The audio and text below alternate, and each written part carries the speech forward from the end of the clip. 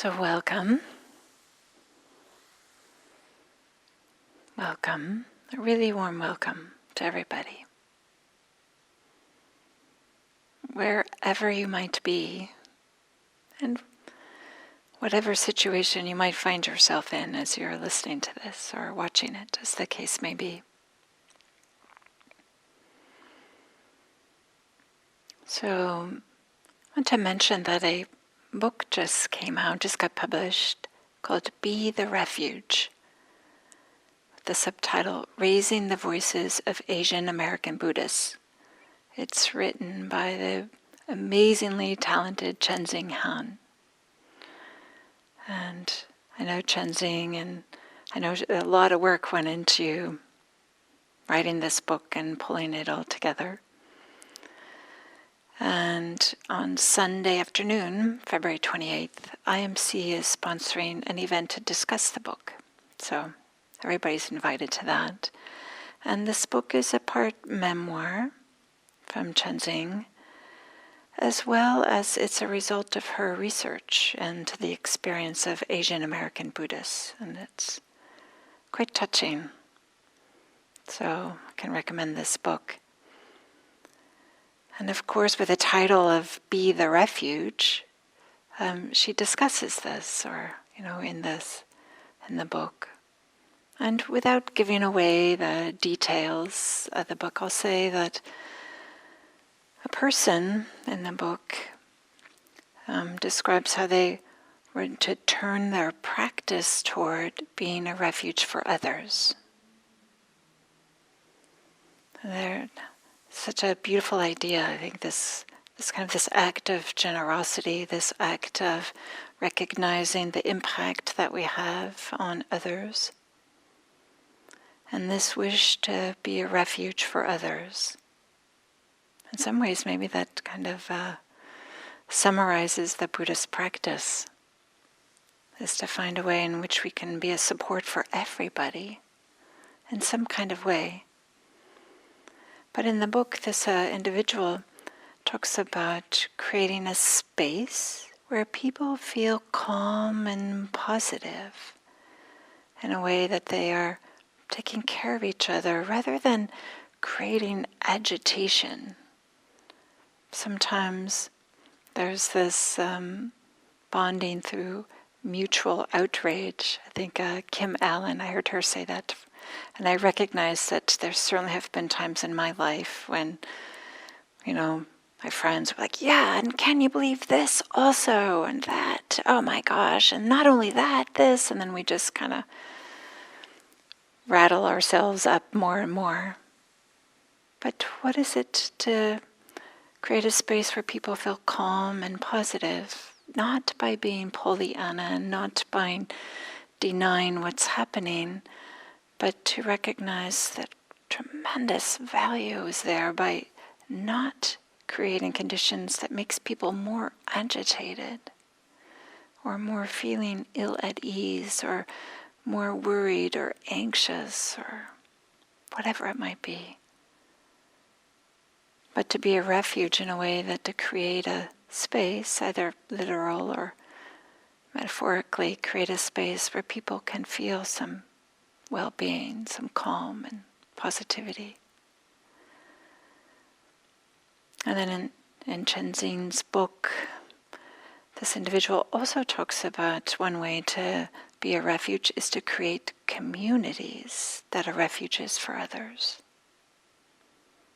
where people can find comfort and well-being, and sometimes that's through affinity groups.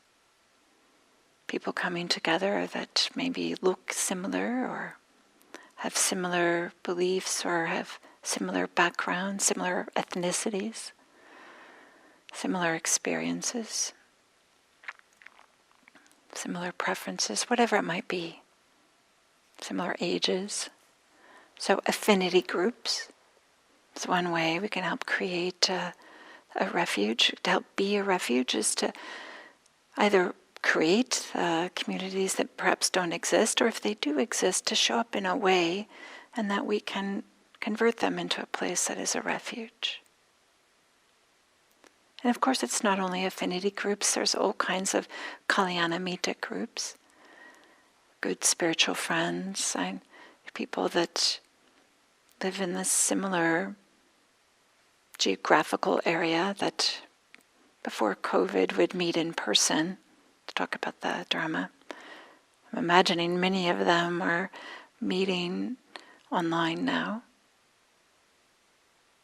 And for some of these programs we have at IMC, we kind of try to facilitate a little bit the creation of home groups, which are kind of like this Kalyanamita groups, these ideas, a small community where people can practice together and discuss and explore different topics. And of course, there's even these, when we're on the Zoom meetings, I know for some teachings that we do here at IMC, with some of the programs that are on Zoom, we break people up into breakout groups, maybe 2, 3, 4, 5, 6 people. And those, of course, are also kind of a little bit of a community. And what would it be like if we had this idea that kind of to be a refuge is to help create a community wherever we might find ourselves, where people can feel safe, they can feel some comfort and some ease. And for us to have this movement of the heart, to be inclusive and to be generous with our attention and our time. So Chenzing Han, she describes this in her book, Be the Refuge, Raising the Voices of Asian American Buddhists. There's all kinds of great stuff in that book. But also we can look to see, what do the suttas have to say? What does it mean to be a refuge for others? We often associate this word refuge with taking refuge. Take refuge in the Buddha, Dharma, and the Sangha. Not so much this idea of be a refuge. And there's a sutta that's in the Pali Canon, and it has a parallel that was also preserved in Chinese. And it talks about this idea of being a refuge, and as is often the case, or maybe even always the case, that when there's a sutta that's in the Pali Canon and there's a parallel that's got preserved in Chinese, that there's differences between them. And so I'll be focusing on what the part that's the same between these two suttas. So in this sutta, the Buddha says to a Brahmin, "It is here, Brahmin, that you should bathe to make yourself a refuge for all beings. It is here, Brahmin, that you should bathe to make yourself a refuge for all beings." So maybe we can unpack this a little bit. What is the Buddha talking about? About bathing and making oneself a refuge. So maybe I'll start by saying this expression, make yourself a refuge. If we look at the Pali, I can't read Chinese, so I'm not sure exactly what it says in the Chinese, but if I look at the Pali, the translation maybe more literally would be make yourself a place of safety, or make a sanctuary, or something like that. It's not the same word, refuge, sarana, that we, when we take refuge in the Buddha, Dharma, Sangha. But a number of English translators have used this word refuge, and I rather like it. So this idea of making yourself a refuge for all beings. So this idea of bathing comes from the context of the sutta, as you might imagine. So in this sutta, the Buddha is with some monastics, and he sees in the distance that there's a Brahmin. So a Brahmin at this time and in this setting, and this is, we could think of as a priest for the dominant religious tradition at that time in ancient India. So somebody who was not only a practitioner, but somebody who was an upholder, maybe we could say, the tradition, of the dominant religious tradition at that time, which we might call Brahmanism. And so the Buddha is with some monastics, and he sees this Brahmin in the distance that's approaching him. And knowing that the Brahmin will overhear what the Buddha is about to say, the Buddha begins his talk, directed to his monastics, but also kind of directed towards this Brahmin. And he says that there are these 16 different types of impurities or defilements in the mind. We can think of this impurities or defilements. We could think of this as one way that I find helpful to think about that are things that are extra. Like we don't need them. They're not helpful. And so for me, that's one way I like to think about it. Defilement and impurity sometimes has this feeling of this puritanical way, uptightness or something like that, to some of the associations we might have with these words. I don't know if that was the associations that were with these words in ancient India, but I like this idea of things that are extra and that we don't need them. And the Buddha gives these 16. I'll go through this list, don't worry, I'm not going to unpack them all or anything like this, but just to give you a sense, what are these, this list? Covetousness and unrighteous greed, ill will, anger, resentment, offensiveness, contempt, envy, stinginess, deceit, fraud, obstinacy, aggression, conceit, arrogance, vanity, and negligence. So we might summarize perhaps this list of 16 as maybe greediness of selfishness, or I want more, or I need more. Or maybe it's aversion, a will, hostility, kind of like get away from me, or get this away from me. Or maybe also this self-assertion or conceit. We might also think of it like, don't you know who I am, kind of thinking.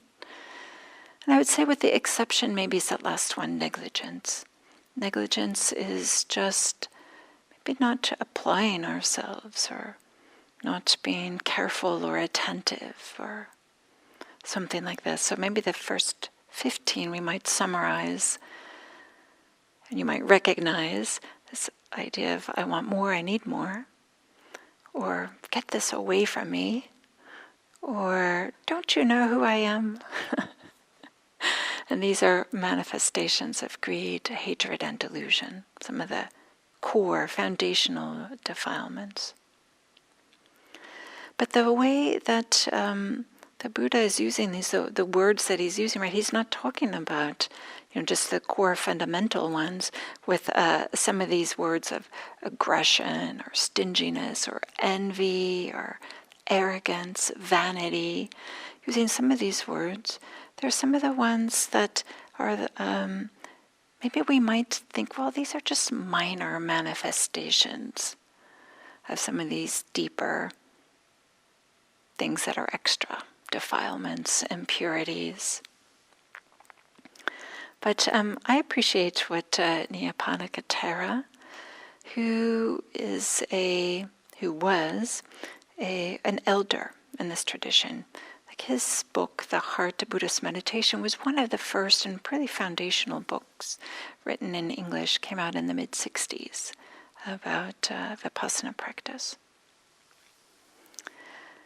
And he writes, how much more pleasant and harmonious will be human relations, individual and communal, if there is less pettiness and peevishness and fewer vanities and jealousies and less self-assertiveness in words and deeds. So that was kind of his way when he looked at this list of 16, thinking like, it would just be so much easier to get along with other people. Whether it's just one other people or whether we're in a group. if there is less of these things, these 16 different qualities. And we also might consider that there is a connection between these qualities and the deeper roots of greed, hatred, and delusion. And so to work with where they show up, and maybe what we might consider minor or we might consider surface level, to work with them and how they get expressed in our daily lives is really a way in which to work with the deeper ones, the foundational, the root defilements. So then the Buddha, in the sutta, he continues, after talking about this list of 16 defilements, he says, if you know it's a defilement, abandon it. Seems so straightforward, right? Makes it sound easy. Of course it's not easy. But this is why we have a meditation practice, and why we have a Buddhist practice, not just meditation, but all of them, all of the elements of the Eightfold Path or the gradual training. That is, to recognize if you know it's a defilement, if you know that this is something that's extra, that's not helpful, that doesn't lead to greater freedom, but instead leads to less freedom and to some suffering, abandon it. So what are some ways in which we can lessen the attachment, the clinging, the stickiness of some of these expressions of greed, hatred, and delusion? So if you know it's a defilement, sometimes we don't know.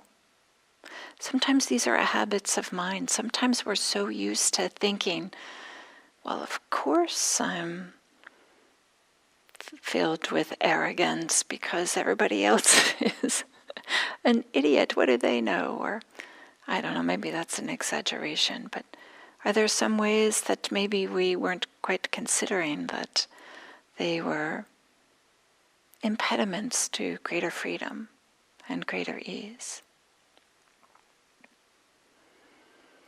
And then the Buddha in the sutta continues, and he goes with describing Brahmavihara practice. Probably many of you, if not all of you, are familiar with this practice. It begins with imbuing the mind with loving kindness. This is goodwill, respect, benevolence, care, friendliness, love for others and oneself, not just others and oneself. And the way loving kindness practice is described in the suttas, which is a little bit different than how we practice it. Like when I do happy hour, relying more on the way loving kindness practice is described in the commentaries, so a little bit after the time of the suttas. But in the suttas is to imbue the mind with loving kindness, this warm-heartedness, if you will, and then to pervade it in 10 directions. 4 directions we can think of as the cardinal, north, south, east, west.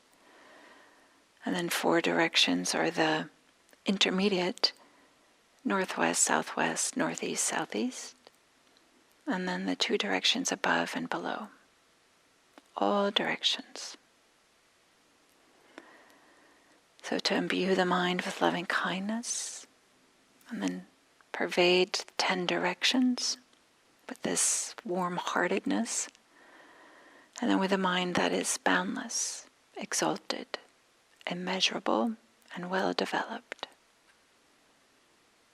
I find myself smiling when I'm talking about this because sometimes, right, if we have this loving kindness practice and we're able to really fill the heart and mind with this goodwill, and to be sending it out and including ourselves with it. It is such a way in which we can have, in which we are not expressing aggression or stinginess or deceit or contempt or resentment, all these other things that are in this list of 16. So in the sutta it's not clear if the Buddha is saying first abandon these 16 defilements and then practice the Brahma Viharas, or it's and practice the Brahma Viharas, or maybe we might even understand it that practicing the Brahma Viharas is a way in which we can help us to abandon some of these 16 qualities. So many of you know the Brahma Viharas. I first started talking about loving kindness, but it also includes compassion, sympathetic joy, and equanimity. There's those 4 movements of the heart, we might say. So I won't go into detail about what that is, but this just a recognition that it's a sense in which there's maybe a sense of fullness, or a sense of maybe some safety, and some that itself can be a refuge. So then the Buddha and the Brahmin start discussing bathing and purification. So the Buddha says, Brahmin. So now he's directing his attention to the Brahmin. Maybe by this time the Brahmin has walked there and has sat down. That's not explicit, but that's what's happening in my mind, is that now the Brahmin is sitting with the monastics and is listening to what the Buddha has to say. And the Buddha says, Brahmin, this is what is called bathing the inner mind, instead of bathing the outer body. So the Buddha is making a real distinction to purify, cleanse, remove what's extra from the mind, making that's really different than purifying, cleansing, removing what's extra on the body, the external body. And the Brahmin replies by saying, Gautama, you should go to the Bahuka River to bathe, because one who bathes in the Bahuka River becomes purified and eliminates all evil. So we learn that this Brahmin was a person who their spiritual practice, was to bathe in particular rivers and sacred rivers, with the belief that didn't matter so much what actions you did, as long as you included the action of bathing in the river. And then all the bad or inappropriate, unskillful, unwholesome, everything that you had done would just be washed away. Then maybe as a little aside, I'll say there's another sutta. It's from the Therigatha. Some of you might be familiar. This is the verses from the nuns. And there's a nun. Right now her name escapes me. I think it's Punaka, who also encounters a Brahmin who has this practice that as long as you bathe in the right rivers, you can do whatever you want. And I'm chuckling because the nun says to the Brahmin something like this, I'm paraphrasing, well, if that were true, then wouldn't all the turtles and the fish and I think crocodiles and serpents, wouldn't they all be perfectly pure? And if that were true, wouldn't all your good deeds also be washed away? So I appreciate very much that this nun is speaking truth to power here, this Brahmin. But getting back to this sutta, where the Buddha is speaking to this Brahmin about there's to do with this inner cleansing, this inner bathing, if you will, rather than outer. And then the Buddha says in verse, for the pure in heart, and I looked at the Pali, this word is heart as opposed to mind, which is, it's a beautiful thing actually, to think about having this pure of heart, maybe with the loving kindness practice as a way that helps us to have this purity of heart, or the Brahma Vihara practice. For the pure in heart, it's always the spring festival or the Sabbath, So the Buddha is saying we don't have to wait for special days that we go bathe in the river to be cleansed of things that wrongdoing. If we are pure of heart, then every day is a special day. For the pure in heart and clean of deed, their vows will always be fulfilled. We don't have to go bathe in the river. And then the Buddha says, it is here, Brahman, that you should bathe to make yourself a refuge for all beings. It is here, that is, abandoning those defilements and practicing loving kindness, which maybe isn't a surprise for any of us.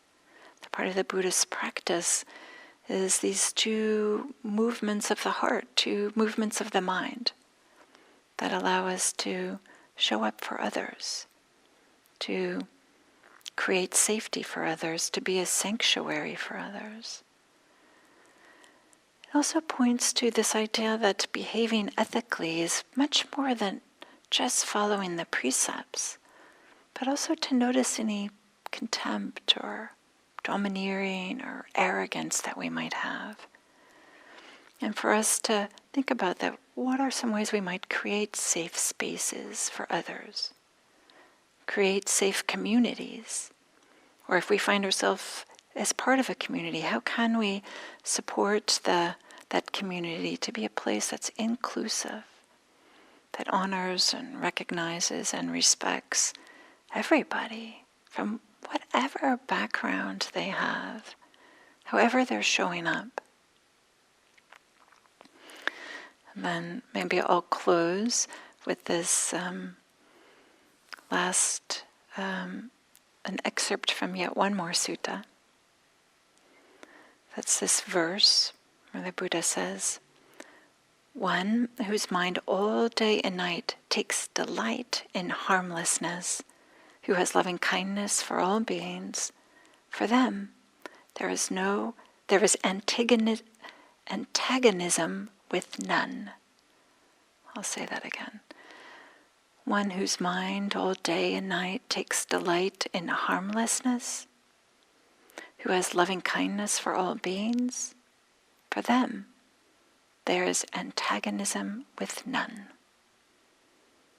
That is, we can be a refuge for others. Thank you.